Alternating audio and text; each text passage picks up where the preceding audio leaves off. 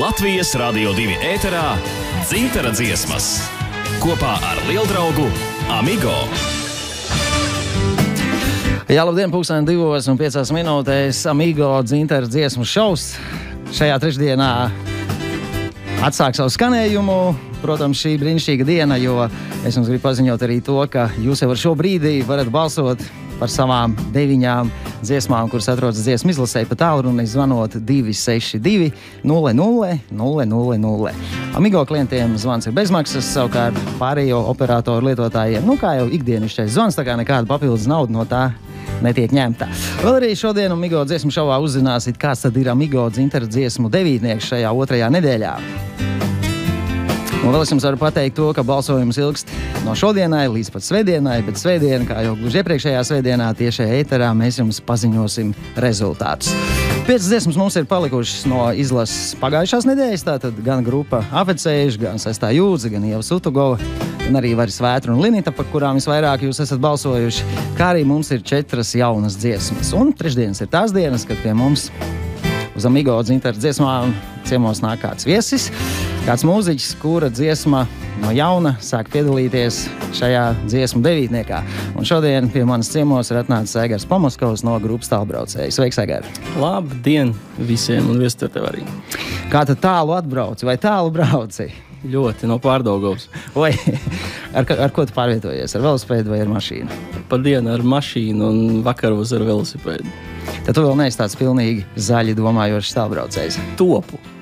Jā, katrā ziņā ar tevi mēs parunāsim pēc kāža brīža, jo tagad, kā jau iepriekš teicu, balsošana sākusies.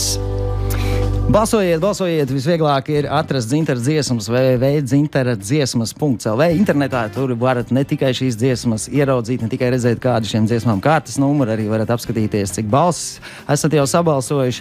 Protams, arī varat šīs dziesmas tur paklausīties fragmentiņus, bet fragmentus jau arī šajā raidījumā jums nospēlēšu. Latvijas Radio 2 un mobilo sakaru operators Amigo piedāvā Dzintara dziesmas. Jā, Dzintara dziesmas Latvijas Radio 2, pašlaik 2:11. Pie manas ciemos ir Aigars Pomoskovs no grupas Tālbraucēji. Un Aigars pie mums šodien ciemos ir tāpēc, ka tūliņ pēc kāda brīža arī varēsit dzirdēt dziesmu, kas Amigo Dzintara dziesmu izlasē piedalīsies šajā nedēļā, un tā ir dziesma Raibais tirgus.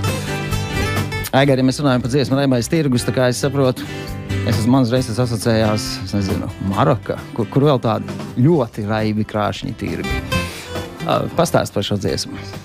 Man liekas, tas tāds līdzīgs latviešu gada tirgiem, kur notiek neviena vieta Latvijā.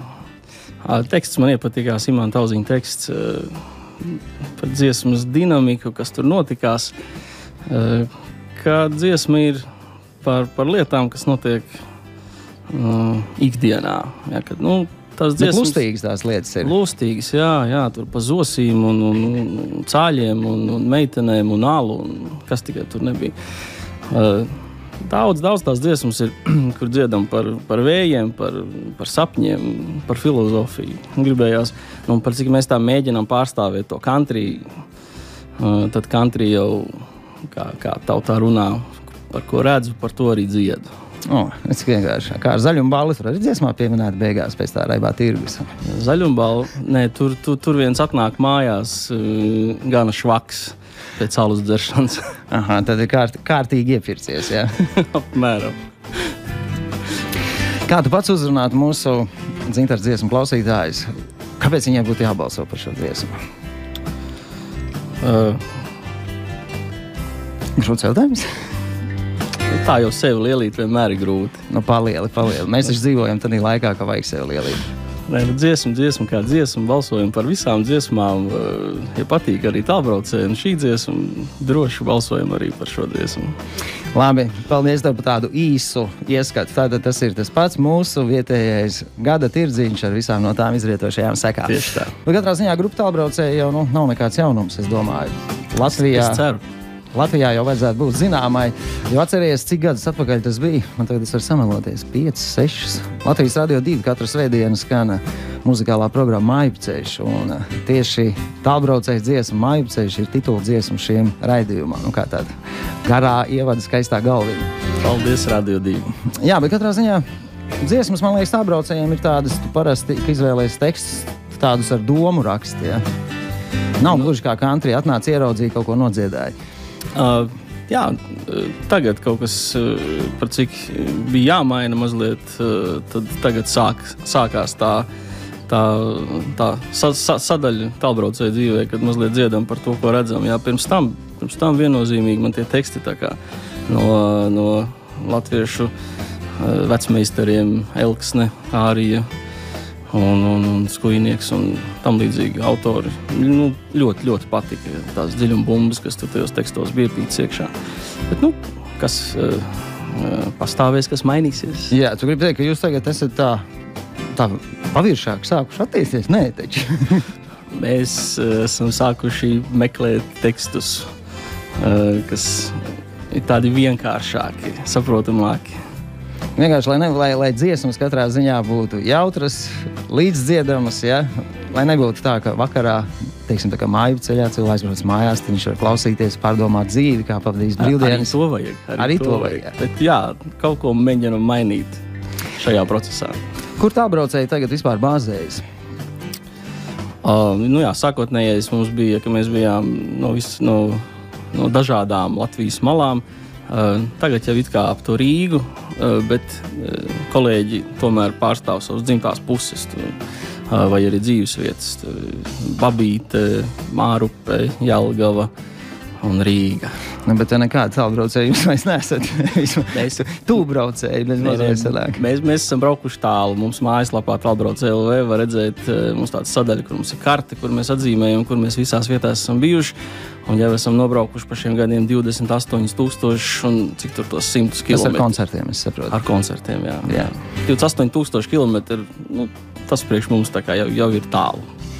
Bet jūs tā regulāri braukājat, vai tomēr jums dziedāšana tas ir vairāk tāds hobija līmenī? Ne tādā līmenī, ka jūs dziedāt hobija līmenī, bet nav tik daudz laika, ikdienas darba, taču tomēr ir cilvēkiem. Darbi prasa, jā, bet tas hobijs vienā brīdī pāraug par dzīvesveidu. Jā. Un par mīlestību droši vien. Arī. Un tagad pēc šī pārraides jādodās drīz uz mēģinājumu, izraujamies no darbiem, pakārtojam arī darbus koncertiem, mēģinājumiem, ierakstiem, studijās un dziesmu veidošanai. Pietiek, ko darīt. Ko saka ģimene? Ka tu pēc darba skrieni nevis mājās, bet uz studiju. Jā, viņi tagad klausās un droši vien pasmīnēja.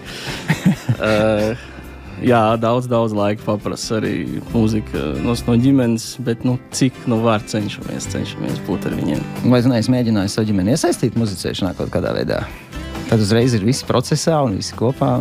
Tā ir tā skarbā nots, tā tēma, ja, kad es zinu, ko nozīmē skatuve, es zinu, ko nozīmē muzicēt. Tas prasa daudz laika, enerģijas, veselības. Es mēģinu tā kā dziedāt vajag, muzicēt vajag, bet... Tu tā kā pasargā ģimeni, tā izsaprot? Jā. Es labāk viņiem piedāvāju klausīties un iet uz koncertiem, kur citi kolēģi uzstājās, bet pašus no tās skatūs tā kā, labāk. Bet katrs jau izdarīs tāpat savu izvēli. Jā, un es domāju, kas zina, paies laiks un varbūt būs tālbraucējiem daudz vairāk grupā dalībnieki un atkal varēs dziedāt atkal par kaut ko citu, kā jau dzīvē, vai ne? Kāpēc ne? Labi, pagaidām paldies tev, es saku, bet tas nenozīmē, ka mēs atvadāmies, jo mums jānoklausās vēl viena dziesma. Tā ir grupa Klaidonis ar dziesmu draugiem, bet vēl es gribu arī atgādināt, ka tikai vienīgi mūsu radioklausītāju balsojums noteiks, kuras tad 5 dziesmas paliks izlasē un kuras dosies uz dziesmu grozu. Un vēl vienreiz atkārtoju, protams, ka visu informāciju jūs varat atrast mājaslapā www.dzintardziesmas.lv. Tur arī jūs varat nobalsot par groza dziesmām. To jūs varat izdarīt vienreiz dienā, izmantojot internetu. Bet, protams, arī zvaniet 262-00-000, tāds ir tālrunis, un balsojiet par tām dziesmām, kas jau ir dziesmu izlasē. Un katrā ziņā arī svētdien būs tā diena, kad uzzināsit, kāds tad ir jūsu balsojums un kuras 2 dziesmas no groza nokļūs nākamās nedēļas izlasē.